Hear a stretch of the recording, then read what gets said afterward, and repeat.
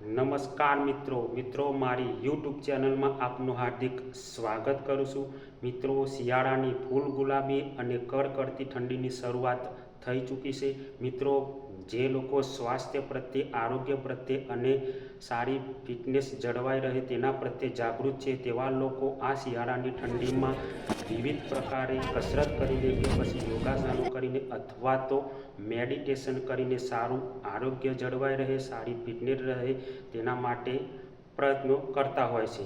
પરંતુ મિત્રો, કસરત કરતાં પહેલાં અથવા તો યોગાસનો કરતાં પહેલાં અમુક નાની બાબતો પ્રત્યે જો ધ્યાન રાખવામાં ન આવે તે જોઈએ તેવો લાભ મળી શકતો નથી। તો આવી 5 બાબતો છે। સૌ પ્રથમ મિત્રો, આપણું પેટ એકદમ હળવું અને હલકું હોવું જોઈએ। તેના માટે મિત્રો, કસરત કર્યા પહેલાં અતિશય ભારે, તીખો, તળેલો કે પછી અતિશય મસાલેદાર નાસ્તો કરવો જોઈએ નહીં। તેના બદલે શક્તિવર્ધક અથવા સ્વાસ્થ્ય માટે સારો હોય તેવો ખોરાક લેવો જોઈએ।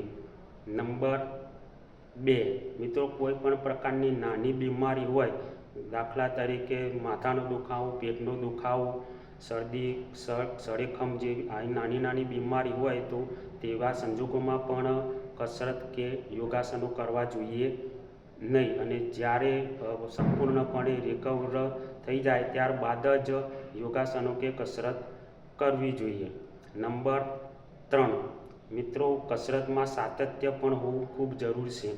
જો કસરત અઠવાડિયામાં 3-4 દિવસ કરવામાં આવે અને ત્યારબાદ પછી બહુ વધુ પડતા દિવસોની જો ગેપ પડી જાય અને જ્યારે નવેસરથી કસરત કરવામાં આવે તો મિત્રો જેવો ઉત્સાહ રહેતો નથી અને એવું પણ બને છે કે કસરત કરવાનું બંધ પણ થઈ જાય।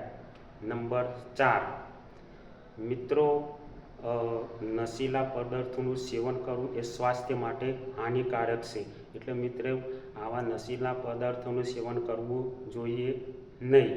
નંબર 5 મિત્રો, જો શરીર થાકેલું હશે તો પણ સારી રીતે કસરત કે યોગાસનો અથવા તો મેડિટેશન થઈ શકશે નહીં। તેમના માટે પૂરતો આરામ ખૂબ જરૂરી છે અને તેના માટે મિત્રો પૂરતી ઊંઘ પણ જરૂરી છે કે જેથી કરીને શરીરને પૂરતો આરામ મળી રહે। તો મિત્રો, કસરત, યોગાસનો કે મેડિટેશન કરતાં પહેલાં જો આવી નાની બાબતો પ્રત્યે ધ્યાન રાખવામાં આવે તો તેના દ્વારા મહત્તમ લાભ મેળવી શકાય છે। તો મિત્રો, તમે આટલે સુધી વિડીયો જોયો તે બદલ ખૂબ ખૂબ આભાર। અને મિત્રો, જો તમને વિડીયો ગમે હોય તો લાઈક કરજો, શેર કરજો અને ચેનલને સબસ્ક્રાઈબ કરજો। મિત્રો, હંમેશા ખુશ રહો, તંદુરસ્ત રહો। જય ભારત, જય ગુજરાત।